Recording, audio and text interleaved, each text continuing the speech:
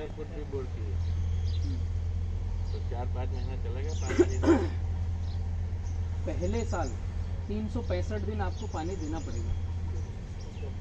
एक बार नीचे राइजोम बनाना है, उसकी पूरी ठंड गर्मी बारिश के जो मौसम है वो थपेड़े को खिलाना है, उसको पानी देना है। अगले साल आप देखने भी नहीं जाओगे तो भी चलेगा। मतलब आपको ये माइंड सेट करना है कि वहाँ पर टैंकर से पानी देना पड़ा 8 दिन में एक बार, तो टैंकर से भी आपको डायरेक्ट भरना पड़ेगा। पहले 365 दिन की साइकिल में आपको 1 हफ्ते में एक बार पानी चाहिए मिनिमम।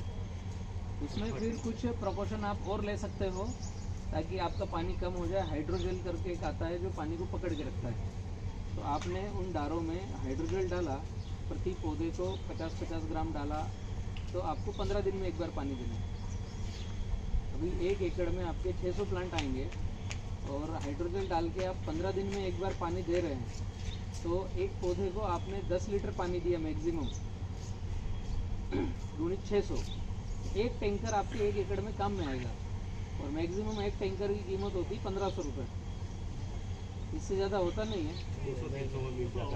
उदाहरण में दे रहा हूँ, मैक्सिमम आपने भाड़े से बुलाया तो 1 महीने में 2 बार आप पानी दोगे तो आपके 3000 रुपये एकड़ का पानी का खर्चा है भर गर्मी में, एकदम पीक पीरियड में। एक टैंकर में 1 टैंकर हो जाएगा आराम से हाइड्रोजन डालेंगे तो। खर्चा कैसा आता है हाइड्रोजन?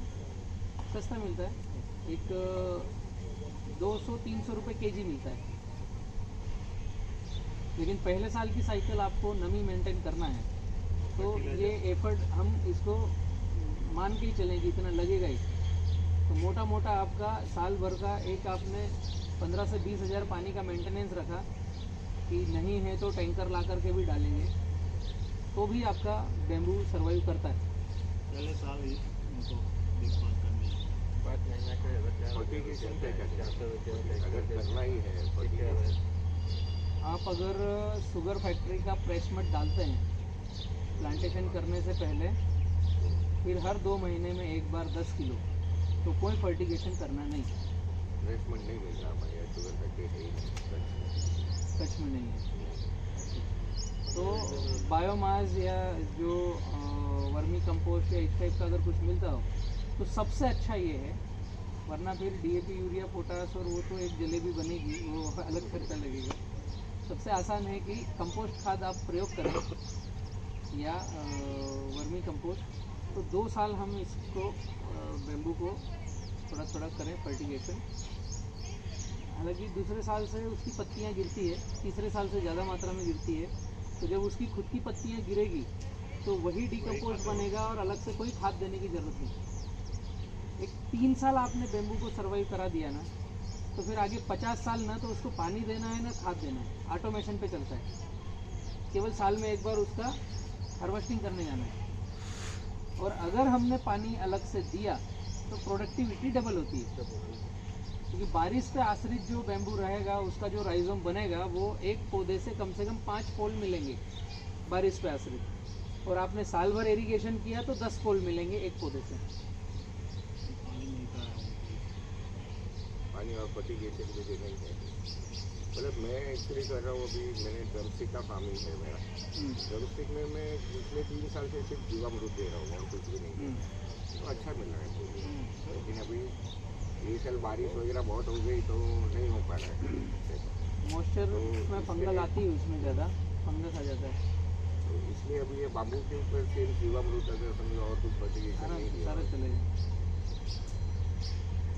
बैम्बू को भी वही चाहिए, लेकिन कोई भी प्लांट को हमने जीवामृत ही केवल दिया तो वो भी ओवरडोज होता है। मिठाई बहुत अच्छी है लेकिन कितनी खाओगे?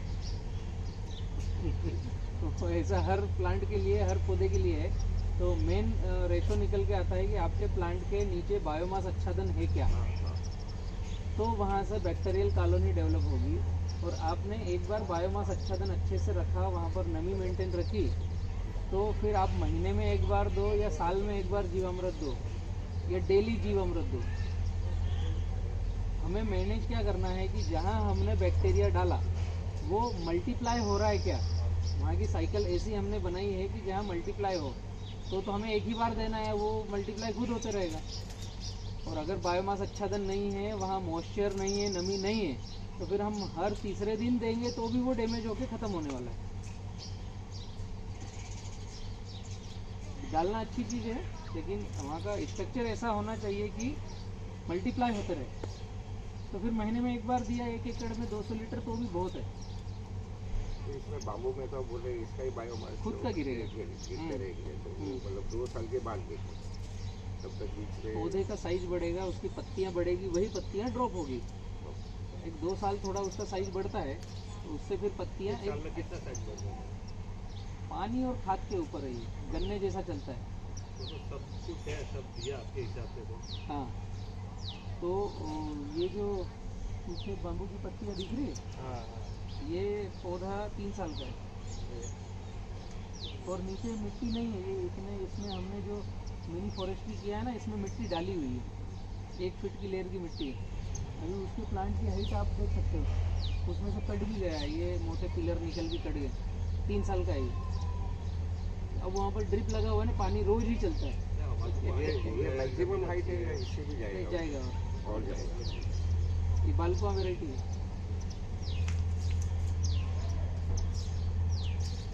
मालपुआ में ही समझो अगरबत्ती का प्लांट करना हो। डल सकता है, नई टेक्नोलॉजी आ रही है, कोई से भी बेम्बू से अगरबत्ती बनती है, लेकिन टुल्डा को ज़्यादा फेमस कर दिया है चाइना ने। स्मूथ आता है, लाइट आता है। तो अभी तक जो इंडस्ट्रीज़ है अगरबत्ती की, जो चॉपिंग करती है, उसे चीक निकालती है, उसकी काड़ी बनाती है, वो उसके टूल्स इजी है। जो नरम बेम्बू से काम करना है, बालको कड़क है, आपका क्षेत्र कड़क है, वहाँ पर टुल्डा लगा है तो भी कड़क होगा, क्योंकि धूप ज़्यादा है, हार्डन होगा। तो ऐसे हमें मशीनरी चाहिए कि जो कड़क क्षेत्रों में बेम्बू पैदा हो रहा है उनके लिए उनके टूल्स हैवी चाहिएंगे, वरना उनके नॉब टूटेगी, उनकी धार निकल जाएगी, नम हो जाएंगे। लेकिन फाड़ने का और चीरने का काम है। पॉसिबिलिटी तो है, किसी भी बेम्बू से बना लो, अल्टीमेट मतलब वो चीप ही जो करना है। आपने जो बोला उस तरह की मशीनरी अवेलेबल है, बन सकती है? बन रही है, इंडिया में वैसे ही बनेगी। जैसे ये जो मैं बताऊँ बाम्बू, तो इसमें होलो है, ठीक है। इसको जो टूल्स लगेंगे, इसके चिपिंग करने के अलग लगेंगे। अभी ये बालको है, ये ठोस है, तो इसके टूल्स लगेंगे, वो अलग लगेंगे। आपने जो वेराइटी का बेम्बू लगाया है, टूल्स आपको वैसे चाहिए, मशीनरी वैसे चाहिए। अल्टीमेट एम एक ही है कि चीप करना और पतली पतली काड़ियाँ निकालना। कटंगा,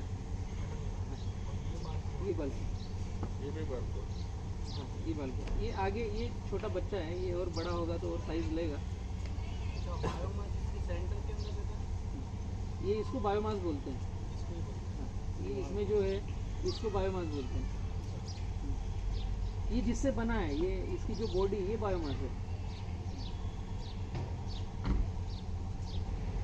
चारकोल में बहुत इसका उपयोग हो रहा है। जो 8 kg में आपने बताया था 1 kg CNG निकलेगा, तो इसको पूरे को कैलकुलेट करते हैं? हाँ, इसको क्रश करके फिर इसको डाइजेस्टर बैग में पकाया जाता है।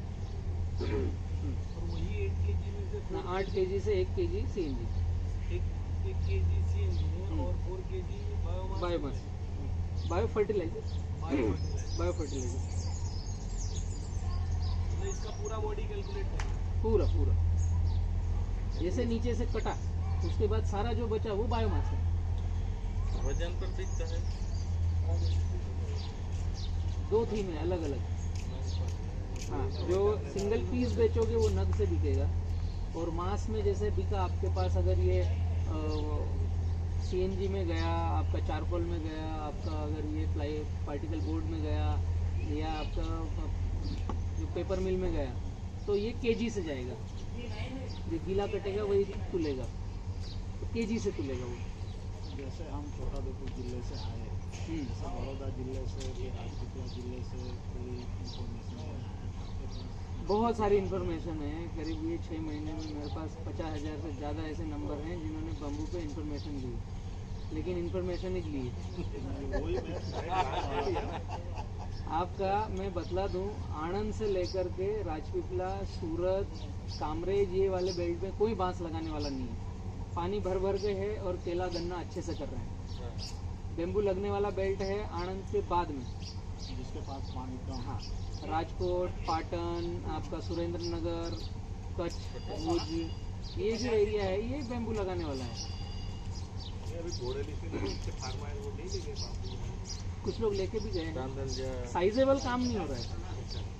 यहाँ पर पानी है ना, यहाँ पर रेगुलर फसलें चल रही है, साइजेबल काम यहाँ पर नहीं है। गया है कुछ 1 लाख पौधा गया है, अलग अलग छोटा उदयपुर, बड़ेली और सनखेड़ा इनके आसपास गया है। सब्सिडी भी मिलती है, सरकार देती है। दे रही थी, अभी गुजरात में तो अभी तक ये सब्सिडी में नहीं था, इस साल लिया है तो शायद आपको जून जुलाई से आगे करेंगे, गुजरात गवर्नमेंट इस बार करेगी। अगर अभी प्लांट ले लिया तो वो फिर सब्सिडी में काउंट होगा। हाँ, आ जाएगा। इस साल के प्लांटेशन में रहेगा ना 21 में, और 21 में गवर्नमेंट ने गुजरात को ले लिया है बाम्बू मिशन में। सब्सिडी लॉन्च होती है तो ये 21 के प्लांटेशन आपके उसमें बिलिंग काम में आएंगे। कब लगाना है? और हाँ, मैं भी वही कोई पूछ- भी पानी है आपके पास तो 365 दिन कभी भी लगा सकते हैं। जैसे मैं ऐसा सोच रहा था कि अभी बारिश को 2 महीना है तो अगर अभी लगा दे जितना हो उतना जल्दी तो इनिशियली सेट हो जाएंगे थोड़ी सी पानी में, और फिर डायरेक्ट बारिश का पानी जो मिल जाएगा या Grow हमारे कर यहाँ लेंगे, TDS speed थोड़ा ले ज़्यादा या 1000 के ऊपर TDS का है, 1000 के आसपास। तो ये सोच रहा था कि अगर अभी लगा दिया तो कैसा रहेगा, मतलब लेकिन हीट एक गर्मी फैक्टर से कोई रहेगा। दिक्कत नहीं बेम्बू को। एक्चुअली आपने देखा भी होगा तो पूरे ओपन में रखे हुए हैं यहाँ पर। बांस 90 दिन की हार्डनिंग के बाद बाहर रहता है ओपन, उसको शेड की आवश्यकता नहीं है, कितनी कड़क धूप हो चलता है। पानी मेंटेन करना पड़ेगा, धूप से उसको कोई प्रॉब्लम नहीं है, पानी चाहिए, मेंटेन करना पड़ेगा। 5 में फिर आपने जो कॉन्सेप्ट दिया है 70-30 का, वो कैसा लगा? उसमें करना नहीं पड़ता, हो जाता है अपने आप। उसकी पत्तियाँ जब ड्रॉप होती है तो वो आच्छादन कर देता है, उसमें कुछ जरूरत ही नहीं रहती। बेड वगैरह वो खाली लाने कुछ का करना जो नहीं है, उसमें बराबर रखना है। पौधे के दोनों तरफ ड्रिप रखना है, बस इतना ही रखना है, बाकी सब अपने आप मैं होगा। सोच रहा हूँ कि बीच में इंटरक्रॉप में ड्रम स्टिक या ऐसा कुछ सेवगा ले लूँ। ये 2-3 साल तो आप बोल रहे हैं हाइट नहीं बनेगा, तब तक तो ड्रम स्टिक नहीं, ऐसा नहीं है। बेम्बू को हमने लावारिस चलाया तो 3 साल आराम से धीमे धीमे चलेगा, आपके अंतर्वर्ती फसल लेते रहो। और पूरा फोकस बेम्बू पर किया हमने। जैसे मैंने बोला प्रेशमेड आपको चाहिए तो वो सबसे बेस्ट है। अब आपको लगाना कितना है, वरना जो राजपीपला या आणंद में इधर शुगर फैक्ट्री हो, एक डंपर बुला लो 10 टन का प्रेशमेड की कीमत नहीं है, भाड़े की केवल कीमत लगेगी। 400 रुपये टन आता है, तो 10 टन भी लिया तो मात्र 4000 का आएगा, जो आपके 2-3 एकड़ में काम कर जाएगा। 2-3 एकड़ में लगा रहे हो तो एक डंपर बुलाया वहाँ पर, जहाँ हमें बेम्बू लगाना हो वहाँ पर गड्ढा निकाला 1 फीट बाय 1 फीट का, आधी मिट्टी फेंकना है, आधा प्रेशमेड डालना है, उसको मिक्स करके उसी में पानी लगाकर प्लांटेशन किया तो अगले 3 महीने इतनी सुपर ग्रोथ आएगी, आपको कुछ करना नहीं, केवल पानी देना। फिर एक बार 3 महीने बाद प्रेशमेड दिया 2 किलो 4 किलो उसको, क्योंकि उसमें सुक्रोज बहुत ज़्यादा है और सुक्रोज हर प्लांट का माँ का दूध है। यहाँ टिश्यू कल्चर में भी हम पौधे बनाए तो सुक्रोज के अंदर बनाते हैं। दूसरी बार ऊपर से ही देना है। तो वो बहुत स्पीड से चलेगा, केवल पानी दोगे ना आप तो 1 साल में आपको ऐसी हाइट मिलेगी, अगले साल बाहर निकल जाएगा, तो अगले साल ही आपको अंतर्वर्ती करने नहीं देगा। ड्रिप नहीं है ना, छुट्टा लगाना का है, पानी चलेगा, छुट्टा भी चलेगा, उसमें पानी आपको ज़्यादा देना पड़ेगा। आप बोल रहे हो पानी है नहीं इसलिए ड्रिप पे जाना चाहिए। अब 3-4 महीना अभी पानी नहीं है मेरे, और कुछ लोग तो टैंकर से ना, कुछ लोग है ना वो जला देते हैं, तो दूसरे खेत आता कुछ होता है कि नहीं? उसमें तो कोई कंपनी वाला वहाँ जाके बैठेगा नहीं रक्षा के लिए, रक्षा के नहीं आपको बोलता आपके हो खेत तो की बम्बू को सुरक्षा नुकसान करना होता है पड़ेगी। कि नहीं? कुछ नुकसान नहीं। ऐसा पूछते मैं वायर हर गई जोड़े वाला खेत है ना, अपना मैं लागी क्यों मैं पैसा की इसका क्या होता है? करता है उतर तो देव जोड़े वाला खेत कोई व्याना सर गावता है लागिन फिर लागी क्यों? आग लगने से बेम्बू को मेन पौधे को नुकसान नहीं है, नीचे जितना कचरा होगा वो जल के खत्म हो जाएगा, मेन प्लांट को कोई नुकसान नहीं है, वो चलता है, कुदरती हुआ तो है ऐसा बोलते हैं। कोई प्रॉब्लम नहीं है उससे। तो मुझे वो आपका आइडिया पसंद आया, आपने बोला तो स्प्रिंकलर लगा दो थोड़े थोड़े में। सबसे बेस्ट वो उसमें बायोमास भी आज जल्दी जाएगा ही गलेगा, नहीं। केचुओं की तादाद ज़्यादा रहेगी और सबसे प्रीमियम काम होगा। प्रीमियम का स्प्रिंकलर और माइक्रो स्प्रिंकलर अपना छोटे में ही लग जाता है, 20 mm की नली में लग जाता हाँ है, हाँ, खर्चा भी कम लगता है, 16 mm 20 mm में लग जाएगा, लग जाएगा। तो वो पूरा ऐसे बिखरा कर पानी देगा तो जितने पत्ते ड्रॉप होंगे उनको गलाएगा भी। और मैंने मतलब मेरे यहाँ टाकी मतलब तालाब बना के रखा है छोटा सा, तो उसमें इनलाइन रिपर वाली है, उसमें भी मैंने माइक्रो स्प्रिंकलर डाला है, वो भी चल रहा है। मतलब इरिगेशन जितना नहीं, लेकिन जो अपना इंटेंशन है, जैसे इन्होंने बोला कि चले नहीं अगर किसी ने गाड़ी कर दिया, वो होगा ही नहीं, वो पूरा भीग जाएगा ना, फिर कोई दिक्कत नहीं होगी। आप लोगों का कोई क्वेश्चन है? कहाँ से हैं आप? महाराष्ट्र। आप किस पर्पज से निकले हैं यहाँ पर? अच्छा, कल आपसे भी बात हो रही थी। ओके। केला पहले से कर रहे हैं या नया करना है आप लोगों को? कर भी रहे और नया भी करना। अच्छा, पुराना अनुभव है। ओके, कैसा प्लान कर रहे हैं? कितना नया प्लांटेशन कर रहे हैं? नया नया अभी किस उगास किया हमने? अभी लगाया था पहली बार, मैंने आनंद का लगाया था, पौधा जैन का लगाया, मैंने दिसंबर में लगाया था, इन्हें नवंबर में लगाया था। अच्छा, अभी जून में लगाने हैं। जून में लगाना है। वो तुम्हारा 30-70 के हिसाब से लगाना है।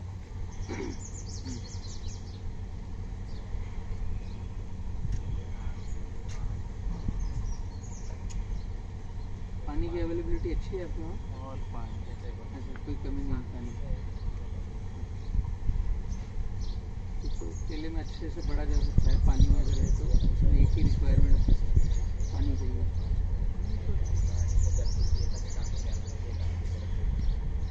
5 HP की मोटर लगाई ना, तो कम से कम 8,000 को तो फुल पानी लेता है। अच्छा, आणि 70 कितने पानी, ओके, बहुत ऊपर है। 70-1,000 ज़्यादा।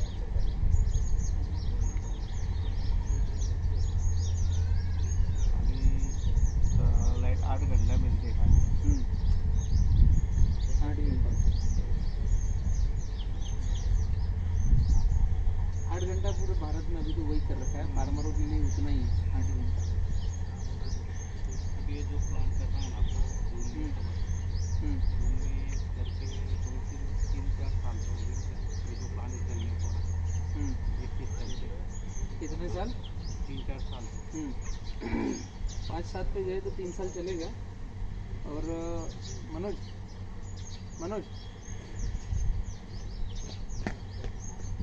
5-9 पे गए तो 10 साल ज़्यादा चलेगा। 5-7 मतलब लाइन टू लाइन 5 क्या दोनों पौधे के बीच? आगे जो शब्द आता है ना वो लाइन के लिए बोला जाता है, पीछे का शब्द बोला जाता है वो पौधे से पौधे के लिए बोला जाता है। जो भाषा शैली है एग्रोनॉमिस्ट की और ये जो बताने की, 5-7 बोला मतलब लाइन से लाइन 5 है, पौधे से पौधा 7 है। 7-5 बोला मतलब लाइन से लाइन 7 हो जाएगा, पौधे से पौधा 5 हो जाएगा। एक्चुअली आप भी एक उल्टा बता रहे हो ना पूरे इंडिया, जनरली 7 ही लाइन पकड़ते हैं और 5 पेड़ नज़दीक ही होते हैं, थियरी जल्दी दिमाग में नहीं बैठता है ऐसा, लेकिन वो परफेक्ट है आपका थियरी। लाइन से लाइन पे आप 7 फीट पे गए तो माइनस मार्किंग क्या चालू होता है? केले को लगता है हवा में नमी, और पूरे भारत में अभी ढूंढ के देखो नमी किसकी हवा में है। सब पेड़ ख़त्म कर चुके हैं, हवा पूरी ड्राई हो चुकी है, सूखी कड़क। तो ये जो चौड़ापन है इसमें जब हवा घुसती है तो पूरे प्लांट को ख़त्म कर देती है। तो दिशा का कोई मतलब नहीं है। सूर्य देवता लाखों किलोमीटर दूर बैठे हैं, वो ऊपर से देख लेते हैं, किधर की भी दिशा में आपको ढूंढ लेंगे वो। ऐसा कुछ नहीं है, ये क्या है, छोटी छोटी अच्छे एग्रोनॉमिस्टों ने एक ट्रिक डाल रखी है कि बात करने के लिए कुछ हलचल होना चाहिए। पूर्व पश्चिम हो तो ऐसा करो, उत्तर दक्षिण हो तो ऐसा करो। कुछ हद तक ठीक है, लेकिन साइजेबल खेती करने में सब गड़बड़ है, कुछ आवश्यकता नहीं है। एक ग्राफ सराउंड चाहिए। अल्टीमेट खेत के अंदर गर्म लू न घुसे और धूप हर पत्ते को लगे, ग्राफ ऐसा होना चाहिए। तो वो ग्राफ निकलता है सराउंड, ना कि चौड़ा सकरा। ये सकरा किया आपने 5, एक दूसरे में पत्तियां घुस जाएगी, फिर 5 बाय 5 ही लगाओ फिर, और मतलब क्या बचा है? ये पत्ती ओवरलैप करना है और नीचे वाली को धूप नहीं लगना है। पत्ती ओवरलैप की बजाय पत्ती साइड से जाना चाहिए ताकि दोनों को धूप लगे। वो फोटोसिंथेसिस से प्लांट ज़्यादा से ज़्यादा न्यूट्रिशन अपटेक करे। तो सराउंड ग्राफ होना चाहिए, एक पत्ता दूसरे पत्ते में ओवरलैप ना हो, साइड में रहे। ये ही मेन कंसेप्ट है। इसीलिए मैंने पपाया में आपको 5 बाय 9 का बताया है कि लाइन से लाइन 5, पौधे से पौधा 9, तो ओवरलैप नहीं होता है। इसका जो ग्राउंड रहता है, पत्तियाँ पूरी की पूरी फैलती है जो, वो एक दूसरे के ऊपर घुसेगी नहीं। केले का स्टैंडर्ड साइज कौन सा है? 5, 9, 45 स्क्वायर फीट, 1000 प्लांट से अंदर 1 एकड़ में। सर केला पेड़ पे लगाया जाए या ये बेड बोला जाता है लेकिन बेड पे लगता नहीं है, वो सही रहेगा। जैसे आपकी पूरी सॉइल को आपने कंप्लीट किया, उसको रिसाइकल करके पूरा रोटा वोटा घुमाकर कंप्लीट किया, इसके बाद आपको डबल ड्रिप पे जाना है तो 27 इंच से 30 इंच का फ्लैट चाहिए छत, उसके बाद हल्की नाली चाहिए। तो बेड एक्चुअल इसी को बोलेंगे, 27 से 30 इंच फ्लैट और 6 से 8 इंच की नाली, बस इतनी सी। तो इसको आज के किसान बेड नहीं बोलते, ओरिजिनल बेड ये है। किसान बेड बोलते हैं इसे टीले को, और उस पर ड्रिप मुश्किल से टिकेगी और उस पर पौधा प्लांटेशन करेंगे जो 1 से 1.25 फीट 1.5 फीट हाइट का रहेगा टीला, उसको बेड बोलते हैं। ये गड़बड़ है। बेड का मतलब ही होता है सोने की जगह, चपटा। तो वो डिजाइन निकाला है ड्रिप ने, बोला है ड्रिप वालों ने, बेड नाम ही दिया ना, बेड सोने की जगह। तो वहाँ हम खड़े रहने की जगह बनाते हैं कि सीधा खड़ा रहना है, किधर नहीं हिलना है। वो गड़बड़ है। तो कैसा लगाना चाहिए? बेड पे लगाना चाहिए, चपटे बेड पे, चपटे बेड पे। पपई भी, सारी फसलें सेम टू सेम। हाँ। पपैया हमारे वादे लगता है ना, आए पपैया के लिए ये अलग है, हम अलग है। अगर फ्लड में लगाते हैं ना तो बारिश ज़्यादा होने की वजह से प्लांट। मैंने फ्लड बोला ही नहीं, फिर से समझाता हूँ। आपने जो बराबर ज़मीन करी है उसमें अगर आप डबल ड्रिप करते हैं, ये पपैया तो सिंगल ही पपई में सिंगल ड्रिप जिस भी पौधे के लिए करा है उसको 5 फीट से ज़्यादा लंबा ड्रिप नहीं देना चाहिए। अभी आप क्या दोगे पपई में? सिंगल ड्रिप में क्या आपके माइंड में क्या देने वाले थे? तो आपका ही कंसेप्ट सुनना था, मतलब 10 फीट पे एक नाली डालना है, तो वो कुछ समझ नहीं आया तो इसीलिए तो इसको 70-30 फार्मिंग बोलते हैं। तो नहीं समझना, इसके लिए आया हूँ। हाँ ठीक है। पपई मार्केट में जो लगा रहे हैं या आपके किसान पाठशाला को सुनने के पहले के जो माइंडसेट होंगे, 7 फीट पे सिंगल ड्रिप पपीता और पौधे से पौधा 6 फीट, ऐसे ही लगाते हैं ना। सबसे गंदा ग्राफ और गलत ग्राफ है, सबसे गड़बड़ है। जैसे ही हम 5 फीट से ऊपर जाते हैं सिंगल ड्रिप पे, 6, 7, 8 सिंगल ड्रिप पे जाते हैं, तो आपके ड्रिपर की संख्या कम होती है, पानी देने वाले ड्रिपर। 5 फीट में आएंगे 2750 मीटर, 6 फीट में आएगी 2300 मीटर, 7 फीट में आएगी 2000 मीटर। ड्रिप कम हो रही ना। अभी 2000 मीटर मतलब 6500 फीट ड्रिप है और 1.25 फीट पे ड्रिप है, तो 6000 ड्रिपर है आपके खेत में 1 एकड़ में।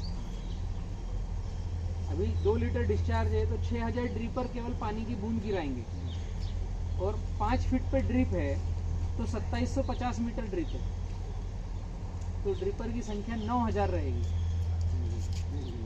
तो बूंद गिरने की जगह ज़्यादा रहेगी, तो नमी वाले मॉइस्चर की जगह ज़्यादा रहेगी, तो आपकी रूट भोजन अपटेक ज़्यादा करेगी।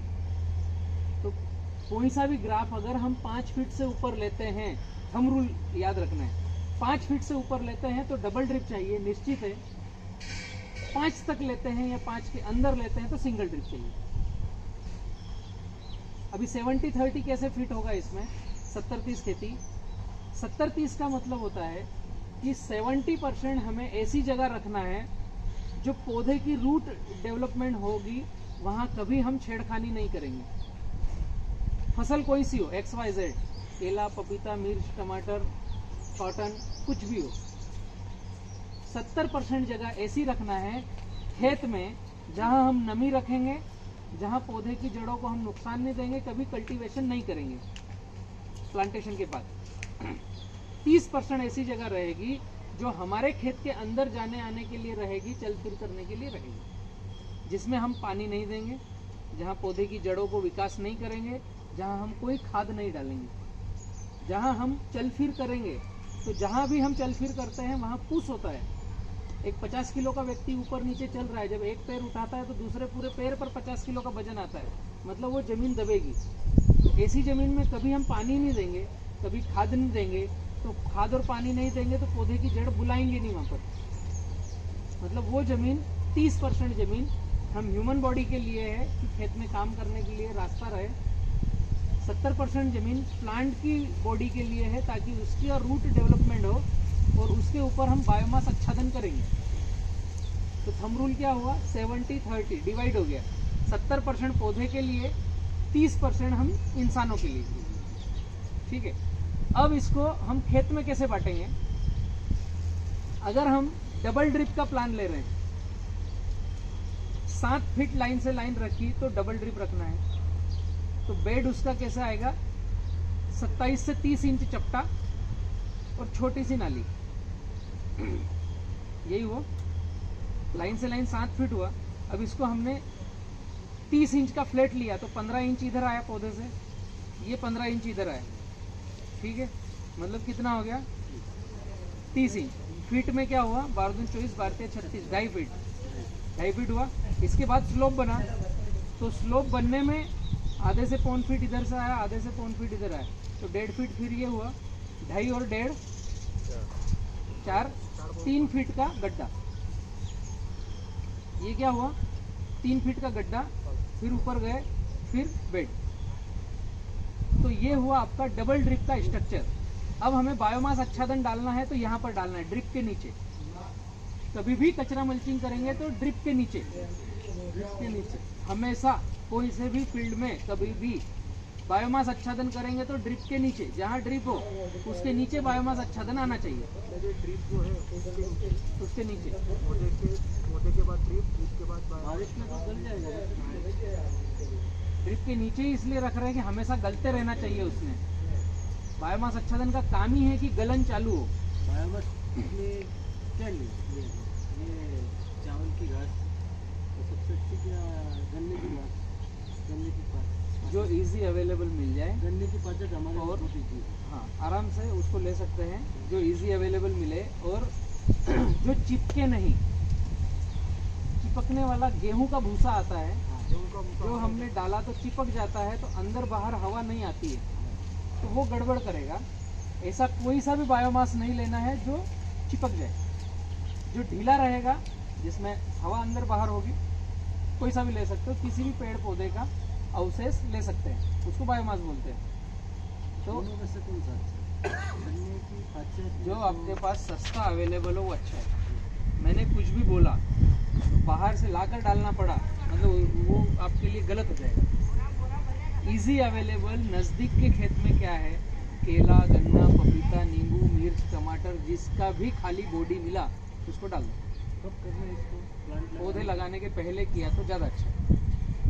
फिर उसको हटा करके वहाँ पौधा प्लांटेशन करो, वापस चिपका दो।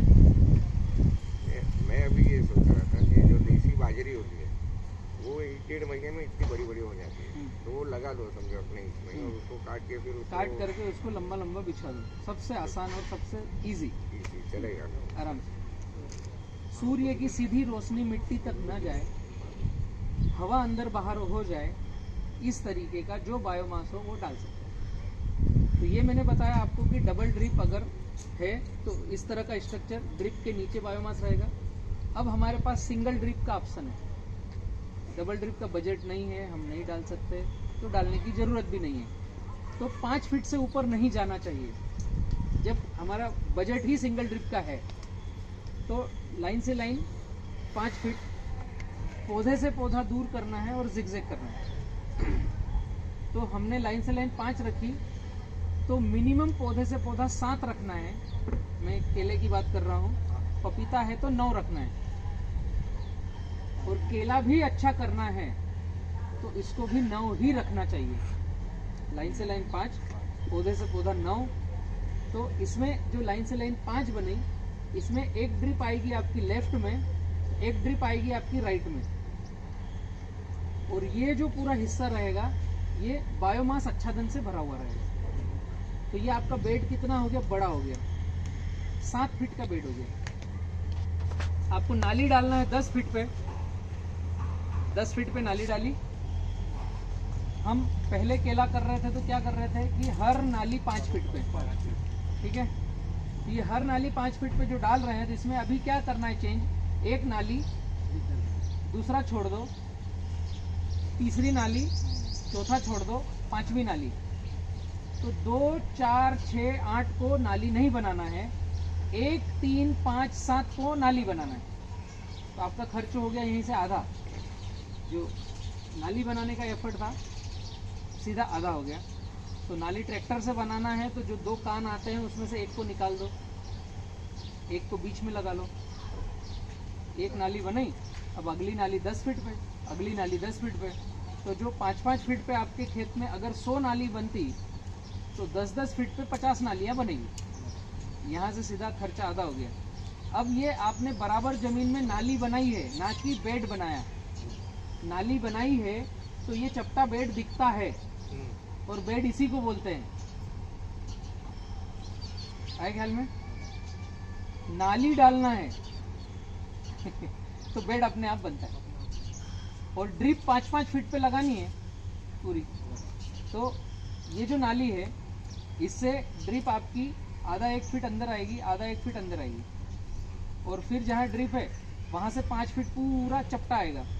तो आपका बेड का साइज क्या बन गया, ड्रिप से आधा 1 फीट इधर बेड कॉर्नर गया है, ये ड्रिप से आधा 1 फीट इधर कॉर्नर गया है। तो लास्ट के कॉर्नर से ये कॉर्नर की ऊपर की छत को नापेंगे तो 7 फीट होगी, क्योंकि ड्रिप से अंदर 5 है, 1 फीट बाहर है, 1 फीट बाहर है। तो जो सरफेस मिला जहाँ आच्छादन करना है वो 7 फीट पे करना है। और जो नाली वाला एरिया है, ऊपर से ऊपर का कॉर्नर जो तिरछा कट होगा वो 3 फीट है। तो ये आपका बन गया 70-30।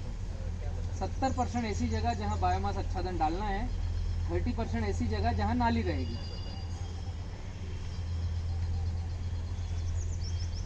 अब जो नाली बनेगी उसको मतलब ऐसे चौड़ी ज़्यादा करनी है, 3 फीट की चौड़ी, मतलब 3 फीट में ऑलमोस्ट इतना हो जाएगा नाली। ऊपर कॉर्नर मैंने 3 बताया मैक्सिमम, वो 2 हुआ तो भी चलेगा। नीचे का तो स्लो भी ऐसा आता है वो। नहीं, लेकिन अपने को बेड की हाइट तो जैसा आपने 8 से बताया 10 इंच कि मैक्सिमम। 8 से 9 इंच। हाँ, हेवी ब्लैक है तो 8 से 10 इंच, मध्यम है तो 6 से 8 इंच। 6 से 6 इंच के आसपास।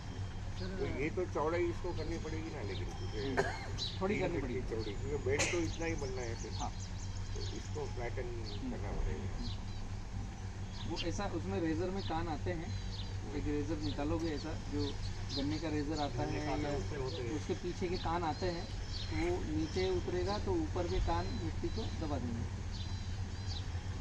नाली मतलब नीचे का फ्लैट नहीं होता है आप लोग के यहाँ, जरूरत भी नहीं है, ऐसे रहते हैं। ऐसे ही रहेंगे, ऐसे ही चाहिए। 3 फीट नहीं होता है चौड़ा। ऊपर का कॉर्नर बच जाता है। वो आपके पास यंत्र कैसा यूज कर रहे हो। और ये एरर रहेगा इसमें, 3 का 2.5 भी होगा तो चलेगा, और 2.25 होगा वो भी चलेगा, और 3.25 हो गया तो भी चलेगा। हमें पौधा जो लगाना है वो तो ऑलरेडी दूर आ रहा है, उसकी ड्रिप तो अलग ही जगह पर है। अलग ही है, ये थोड़ा बहुत एरर इसमें चलेगा। चलेगा। क्योंकि पपई अपन 5 फीट बोलते हैं ना, 5 फीट में गमले जब निकालते हैं तो वो पत्ते पूरे तोड़ डालते हैं। इसीलिए 9 फीट बोला है दूसरी तरफ। दूसरी तरफ ना बोलो, ये तरफ नो बोला है ना। ये 9 फीट हो गया हाँ, है ना, और तो ये यहाँ पर आएगा, ऐसे दिखेगा आपका ग्राफ। तो आपका जो सिर पे टोकरी रहेगी दिखेगा ना, वो ऐसे ऐसे चलेगा।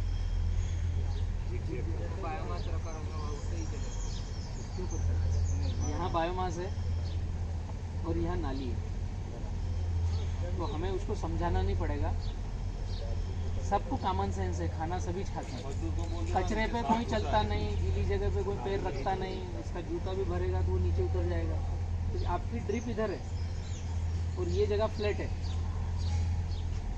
और इसके ऊपर आपने आच्छादन डाल रखा है, तो कचरा और नमी वाली जगह पर कोई पैर रखता ही नहीं, कॉमन सेंस है। और यहाँ पर साफ़ सुथरा है, कोई कचरा नहीं है, कोई पानी नहीं है। रेडी है, थोड़ा नाश्ता खाना रेडी था, हम भोजन कर लेते हैं, उसके बाद में फिर बैठते हैं और फिर विजिट पे चलते हैं। ठीक है, करा दीजिए आप।